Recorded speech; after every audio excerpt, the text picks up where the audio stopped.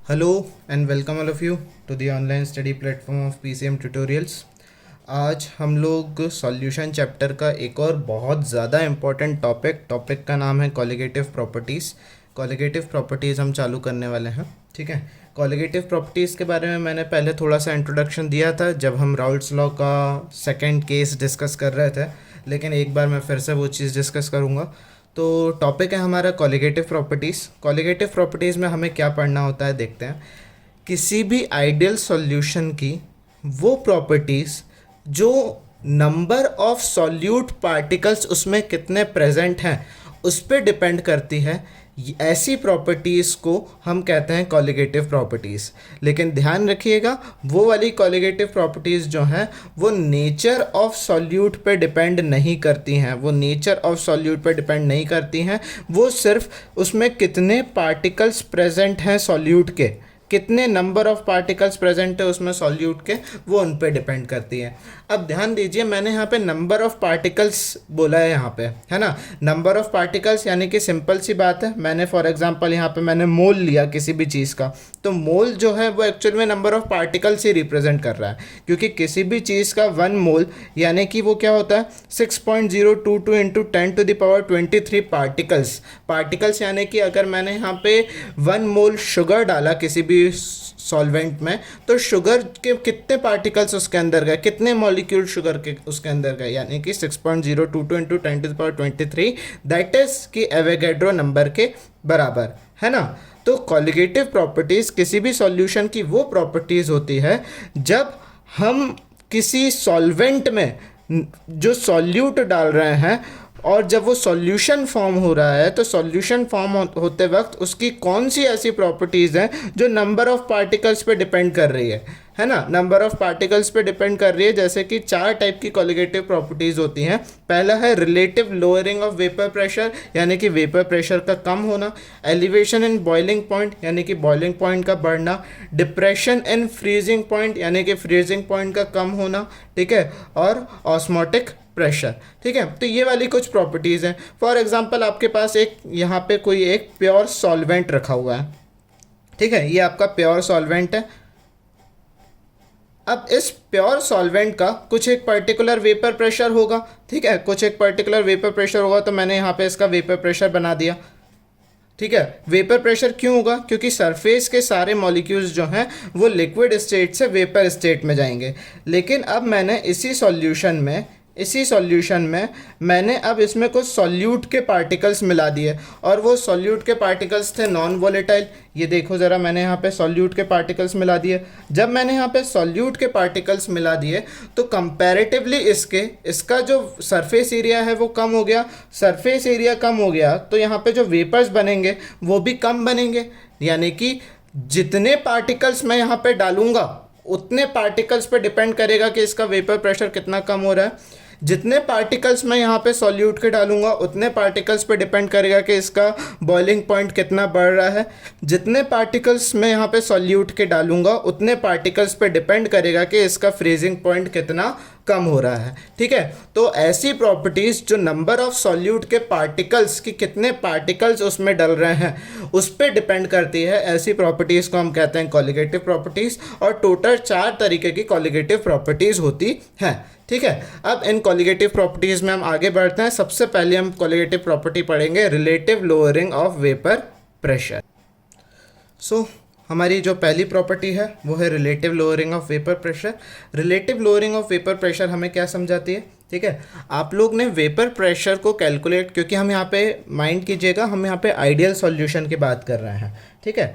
Ideal solution की हम बात कर रहे हैं, यानी कि राउल्ट्स लॉ वो फॉलो करेगा। और राउल्ट्स लॉ ने वेपर प्रेशर कैलकुलेट करने का हमें एक इक्वेशन दी हुई है, तो हम उसी इक्वेशन को साथ में लेके हम यहाँ पे वेपर प्रेशर कैलकुलेट करेंगे। फॉर एग्जांपल देखें ज़रा, आपके पास यहाँ पे एक बीकर रखा हुआ है, जैसा मैंने अभी पहले एग्जांपल दिया था वही सेम एग्जांपल से मैं समझा रहा हूँ, और उस बीकर में कोई एक सॉल्वेंट रखा हुआ है, ठीक है। इस बीकर में एक सॉल्वेंट रखा हुआ है। अब इस सॉल्वेंट के पार्टिकल्स, प्योर सॉल्वेंट है यहाँ पे, ठीक है, प्योर सॉल्वेंट है, यानी कि यहाँ पे जो वेपर्स बनेंगे वो भी सॉल्वेंट के ही बनेंगे और प्योर सॉल्वेंट के बनेंगे।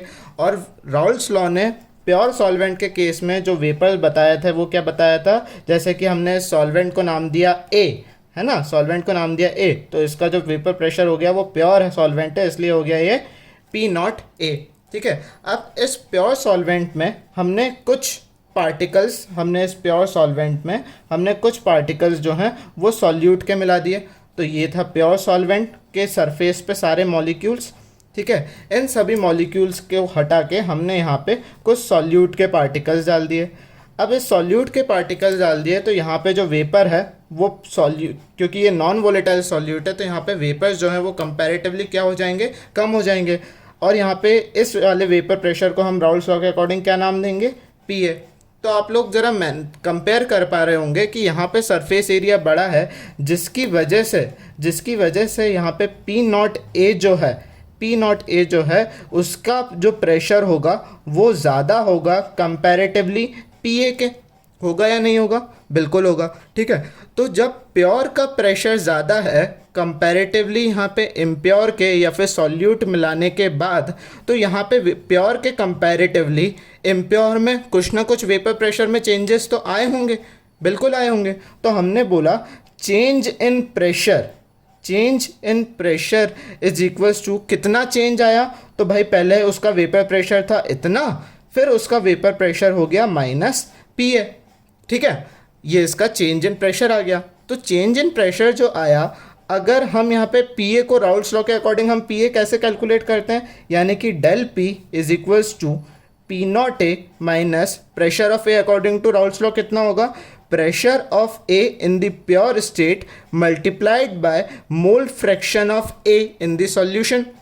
ये हम पहले कैलकुलेट कर चुके हैं, है ना। मैं यहाँ पे चाहो तो साइड में भी लिख देता हूँ कि प्रेशर ऑफ ए जो होगा वो होगा pressure of A in the pure state multiplied bye it's mole fraction present in the solution, है ना। यानी कि यहाँ पे ए का जो वेपर प्रेशर होगा वहाँ यहाँ पे ए के कितने मॉलिक्यूल प्रेजेंट हैं उस पर डिपेंड करेगा कि यहाँ पे वेपर प्रेशर ए का कितना होगा। ठीक है, और बी का तो कोई प्रेशर होगा ही नहीं क्योंकि वो नॉन वोलेटाइल है। ठीक है, अब जब हम इसे सॉल्व करते हैं तो देखो ज़रा, डेल पी यानी कि जो चेंज इन प्रेशर है इम्प्योरिटी मिलाने के बाद वो क्या हो जाएगा, पी नॉट ए यहाँ पे हमने कॉमन ले लिया तो क्या हो जाएगा 1 माइनस एक्स से, है ना, 1 माइनस एक्स है। और एक्स ए जो मैंने यहाँ पे लिया था, माइंड कीजिएगा, ए यहाँ पे मैंने यानी कि मैं किसकी बात कर रहा हूँ, यहाँ पे सॉल्वेंट की बात कर रहा हूँ। ठीक है, अब 1 माइनस एक्स से क्या होता है, del P is equals to P not A 1 minus X से जो होता है वो होता है एक्स बी एक्स ए। ये कहाँ से आया, एक्स से, mole fraction of A plus mole fraction of B is always equals to 1। ये हम पहले देख चुके हैं। यानी कि जो चेंज इन प्रेशर है, अगर हम पी नॉट ए को कांस्टेंट लेते हैं वो डायरेक्टली किस पे डिपेंड करता है, वो सॉल्यूट के कितने मोल फ्रैक्शन यानी कि मोल की हम बात कर रहे हैं, मोल के फ्रैक्शन की, और मोल की बात कर रहे हैं यानी कि नंबर ऑफ पार्टिकल्स की हम यहाँ पे बात कर रहे हैं। ठीक है, नंबर ऑफ पार्टिकल्स की हम यहाँ पे बात कर रहे हैं, यानी कि जो चेंज इन प्रेशर है वो डायरेक्टली किस पे डिपेंड किया, मोल फ्रैक्शन ऑफ सॉल्यूट पे। अगर हम पी नॉट ए को नीचे लाते हैं तो क्या हो जाएगा, delta P upon P not A is equals to X B. तो ये वाली जो चीज़ हमारे पास आई है ये क्या बता रही है हमें, relative lowering of vapour pressure is directly dependent upon mole fraction of B, यानी कि कंपैरेटिवली रिलेटिवली प्योर सॉल्वेंट के जो चेंजेस आया, ये चेंज है रिलेटिवली प्योर के जो चेंज आया वो किस पे डिपेंड किया, वो डिपेंड किया मोल फ्रैक्शन ऑफ बी पे, यानी कि मोल फ्रैक्शन ऑफ सॉल्यूट पे। अब हम इसे थोड़ा सा एलोब्रेट करके लिख लेते हैं, बड़ा करके लिख देते हैं। जैसे कि डेल्टा पी की वैल्यू हमने यहाँ पे क्या लिखी थी, P not A minus P A, तो यहाँ पे हमने लिख दिया P not A minus P A upon P not A is equals to mole fraction of B. तो मोल फ्रैक्शन हम कैसे लिखते हैं बी का, N B number of moles of B upon total number of moles, यानी कि number of moles of A plus number of moles of B. अब अगर हम ये मान के चलें, क्या मान के चलें कि कंपैरेटिवली सॉल्वेंट के जो बी के पार्टिकल्स सॉल्यूट के पार्टिकल्स हैं, मैंने यहाँ पे लिख दिया है, ए को सॉल्वेंट मान रहा हूँ, बी को सॉल्यूट मान रहा हूँ, है ना। तो कंपैरेटिवली सॉल्वेंट के बी के पार्टिकल्स यहाँ पे बहुत ही ज़्यादा कम है। अगर कंपैरेटिवली सॉल्वेंट के यहाँ पे बी पे के पार्टिकल्स बहुत ही ज़्यादा कम है, यानी कि मैं ऐसा लिख सकता हूँ इसे P not A minus P A upon P not A is equals to, क्या लिख सकता हूँ मैं यहाँ पे, N B upon N A. मैंने ऐसा क्यों लिखा, क्योंकि एन ए जो है वो बहुत ही ज़्यादा बड़ा है एन बी से। एन ए जो है वो बहुत ही ज़्यादा बड़ा है एन बी से, जिसकी वजह से मैंने यहाँ पे एन बी को नेगलेक्ट कर दिया। अब मैंने एन बी को यहाँ पे नेगलेक्ट कर दिया, यहाँ पे थोड़ा सा साइड में लिख दे रहा हूँ, देखो ज़रा, एन बी क्या हो गया, N B upon N A, यही है, ठीक है। अब एन बी अपॉन एन है हमारे पास यहाँ पे, तो एन बी क्या होता है, mass of B, mass of B यानी कि W by B upon molar mass of B यानी कि M B whole upon mass of A, mass of A upon molar mass of A. तो मैं ऐसे अगर उल्टा करके लिखूँ तो क्या हो जाएगा, W B into M A upon M B into W A, ठीक है। यानी कि क्या हो गया ये, P not A minus P A by P not A is equals to mass of B into molar mass of A upon mass of A into molar mass of B. And this is finally comparatively pure के, relatively pure के जो change in जो pressure आएगा वो इस पे depend होगा। तो अगर आपके पास कोई क्वेश्चन आता है और उस क्वेश्चन में आपसे अगर ये पूछा जाता है कि आपके पास सॉल्वेंट का प्योर प्रेशर है और सॉल्वेंट का वेपर प्रेशर भी है, मतलब पार्शियल प्रेशर भी है, और आपके पास सभी चीज़ की क्वांटिटीज़ दी है, बस आपको मोलर मास ऑफ बी निकालने के लिए बोला है, यानी कि सॉल्यूट का मोलर मास निकालने के लिए बोला है, तो आप ट्रांसपोज करके सॉल्यूट का भी मोलर मास निकाल सकते हो और जो चेंज आया है आप वो भी निकाल सकते हो, ठीक है। तो this is all about the first colligative property, relative lowering of vapour pressure. तो हमारा जो सेकंड कॉलिगेटिव प्रॉपर्टी है वो है एलिवेशन इन बॉइलिंग पॉइंट। अब एलिवेशन इन बॉइलिंग पॉइंट हमें क्या समझाता है, हम देख लेते हैं। तो प्रॉपर्टी में ही यूज़ हो रहा है कि बॉइलिंग पॉइंट। तो सबसे पहले हम ये देख लेते हैं कि आखिर ये बॉइलिंग पॉइंट होता क्या है, ठीक है। तो एक डेफिनेशन तो हमने 9th क्लास में पढ़ी हुई है बॉइलिंग पॉइंट की, कि ऐसा पॉइंट, एक ऐसा टेम्परेचर जिस टेम्परेचर पे लिक्विड जो है वो वेपर स्टेट में कन्वर्ट हो जाए। जब भी लिक्विड वेपर स्टेट में कन्वर्ट हो जाएगा उस टेम्परेचर को हम कहते हैं बॉइलिंग पॉइंट, है ना। लेकिन यहाँ पे हम इसकी थोड़ी सी अलग डेफिनेशन पढ़ेंगे। क्या है definition, boiling point, boiling point किसी भी लिक्विड का वो टेम्परेचर होता है जिस टेम्परेचर पे उस लिक्विड के वेपर्स, उस लिक्विड का जो वेपर प्रेशर है, मतलब उसके वेपर्स जो भी प्रेशर लगा रहे हैं, उस लिक्विड का वेपर प्रेशर जो है वो एटमॉस्फेरिक प्रेशर के बराबर हो जाए।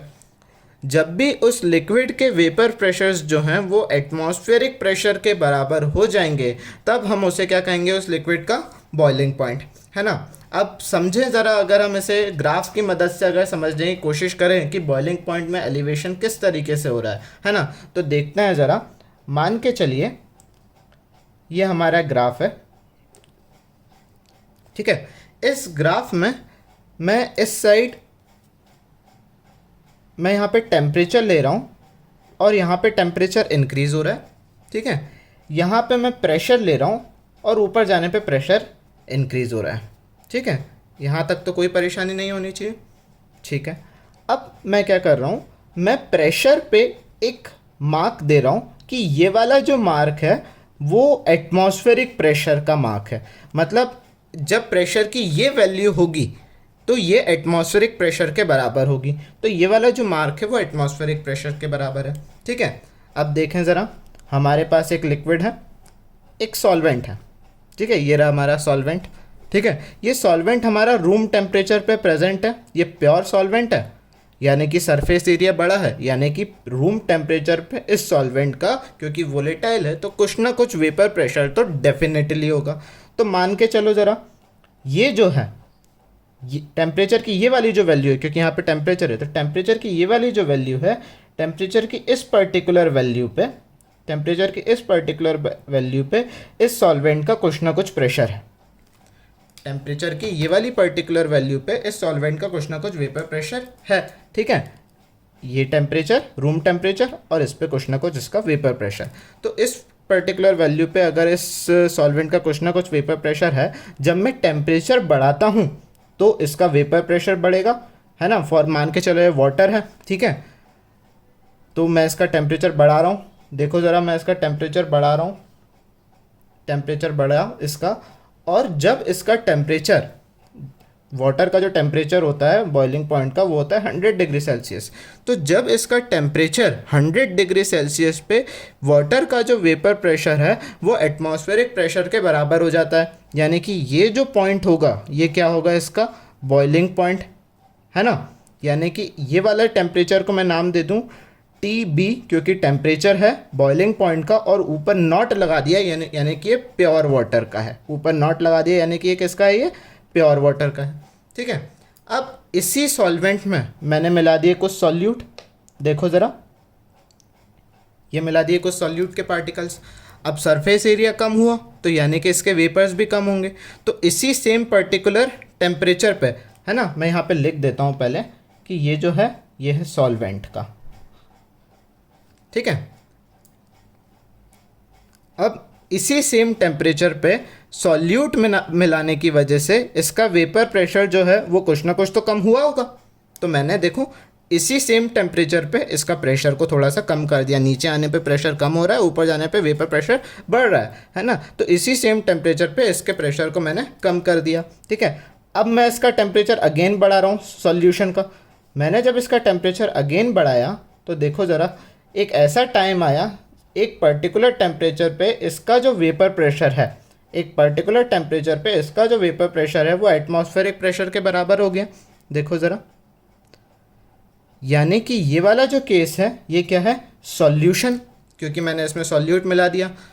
मैं इसे क्या नाम दूंगा, इम्प्योर है, यानी कि टेम्परेचर जिस पे इसका बॉइलिंग पॉइंट है, और नॉट नहीं लगाया क्योंकि ये प्योर नहीं है, और लेफ़्ट टू राइट जाने पे टेम्परेचर बढ़ रहा है। यानी कि किसी प्योर सॉल्वेंट में जब मैं नॉन वोलेटाइल सॉल्यूट मिलाता हूँ तो उसका जो बॉइलिंग पॉइंट है वो कंपैरेटिवली प्योर के वो थोड़ा सा बढ़ जाता है ना।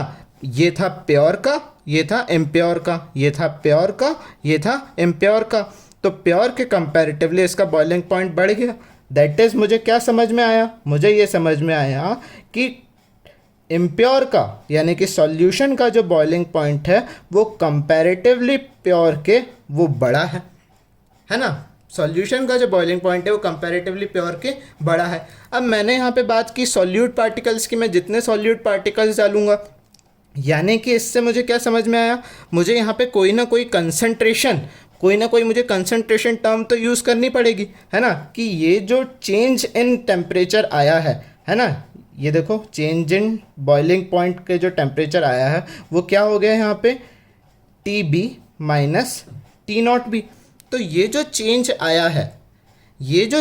आया है ये किस पे डिपेंड किया, टेम्परेचर इन बॉइलिंग पॉइंट का जो टेम्परेचर है वो जो चेंज आया है वो डायरेक्टली किसी ना किसी कंसंट्रेशन टर्म्स पे डिपेंड किया। अब मैं दो कंसंट्रेशन टर्म यूज़ कर सकता हूँ, एक तो कैपिटल M यूज़ कर सकता हूँ या तो मोलैरिटी, या तो स्मॉल m यूज़ कर सकता हूँ मोलैलिटी, क्योंकि दोनों ही टर्म मोल्स को बारे में बता रही है और दोनों ही टर्म कंसंट्रेशन टर्म्स है ना। तो मैं मोलैरिटी यहाँ पे यूज़ करूँ या मोलैलिटी, तो मोलैरिटी मैं यहाँ पे यूज़ नहीं कर सकता, क्योंकि मैं यहाँ पे मोलैरिटी इसलिए यूज़ नहीं कर सकता क्योंकि मोलैरिटी का फॉर्मूला होता है number of moles upon volume of solution. अब नीचे वॉल्यूम आ गया है। अब वॉल्यूम तो एक ऐसी चीज़ है जो टेम्परेचर पे डिपेंड करती है, यानी कि अगर यहाँ पे मैंने टेम्परेचर में इंक्रीमेंट या डिक्रीज़ किया तो वॉल्यूम जो है वो वॉल्यूम में कुछ ना कुछ चेंजेस आएंगे, है ना। तो वॉल्यूम में चेंजेस आएंगे तो मोलैरिटी भी बदलेगी, लेकिन मोलैलिटी के नीचे क्या रहता है, mass of number of moles upon mass of solvent, है ना। मास ऑफ सॉल्वेंट रहता है, इसका मतलब क्या है कि ये टेम्परेचर, मास जो है वो टेम्परेचर पर डिपेंड नहीं करता, यानी कि change in temperature of boiling point is directly dependent upon what, molality. Is directly depend upon what, molality. अगर ये डायरेक्टली मोलैलिटी पे डिपेंड करती है तो मैं अगर यहाँ पे प्रोपोर्शनलिटी का साइन हटाता हूँ तो यहाँ पे कुछ ना कुछ एक कांस्टेंट आएगा। कांस्टेंट को नाम दे दिया मैंने के बी, है ना, और उस आगे लगा दिया मोलैलिटी। ये जो के बी है ना, के बी जो है, इस के बी को हम कहते हैं मोलल, क्योंकि मोलैलिटी यूज़ कर रहे हैं हम, मोलल एलिवेशन, क्योंकि यहाँ पे कितना इंक्रीमेंट हो रहा है बॉइलिंग पॉइंट में, मोलल एलिवेशन कांस्टेंट। ठीक है, इसका एक और नाम भी है इबुलियोस्कोपिक कांस्टेंट।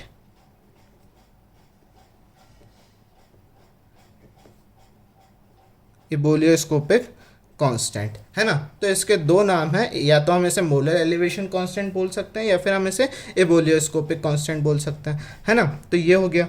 अब आप सभी को पता है, देखें ज़रा क्या पता है हमें।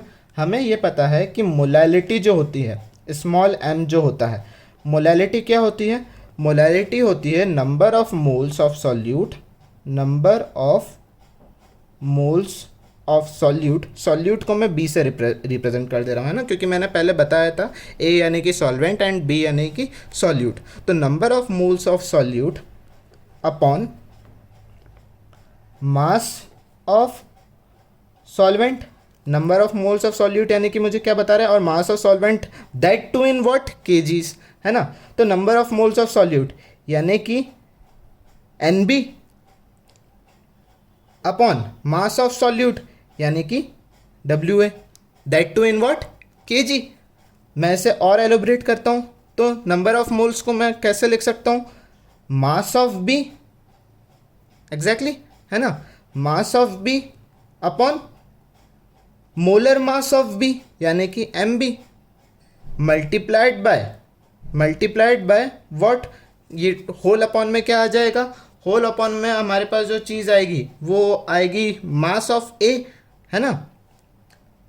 और अगर हमारे पास मास ऑफ A जो है वो अगर हमारे पास ग्राम में प्रेजेंट है तो ऊपर मल्टीप्लाई हम कैसे कर देंगे, 1000 से, है ना, क्योंकि अपॉन 1000 और ये जब ऊपर जाएगा तो फाइनली हमारा जो डेल TB आया, चेंज इन जो टेम्परेचर आया, वो क्या आया, KB इंटू WB, इस वैल्यू को यहाँ रख रहा हूँ, into 1000 upon mass of B into molar mass of B into mass of A। ठीक है, this is the elevation in boiling point. तो अगर आपके पास कोई क्वेश्चन आता है और अगर उस क्वेश्चन में आपसे ये पूछा जाता है कि चेंज इन जो बॉइलिंग पॉइंट हुआ, है ना, जब एलिवेशन इन बॉइलिंग पॉइंट हुआ तो बॉइलिंग पॉइंट में जो चेंज आया वो इतना आया और कांस्टेंट की वैल्यू दी है, और अगर सभी चीज़ की वैल्यू दी है और अगर आपसे पूछा जाए कि मोलर मास ऑफ सॉल्यूट कितना है वो आप निकाल के बताओ, तो आप ट्रांसपोज करके again molar mass of solute जो है वो इससे निकाल सकते हो। तो this is all about the elevation in boiling point, है ना। तो आज हमने दो क्वालिटेटिव प्रॉपर्टीज़ पढ़ी।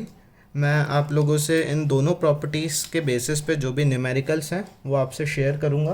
तो आपको पॉजिटिवली उन न्यूमेरिकल्स को सॉल्व करके वो मुझे भेजना है, ठीक है, उनके पिक्स खींच के मुझे भेजना है। और इसके बाद नेक्स्ट जो हमारा टॉपिक रहेगा उस टॉपिक में हम आगे की जो दो क्वालिटेटिव प्रॉपर्टीज़ हैं उन क्वालिटेटिव प्रॉपर्टीज़ को हम डिस्कस करेंगे। आज के लिए इतना ही। Thank you so much. अगर आप लोगों को कोई भी डाउट आती है तो आपको पता है कहाँ और कैसे कांटेक्ट करना है। मिलते हैं हम लोग नेक्स्ट लेक्चर में।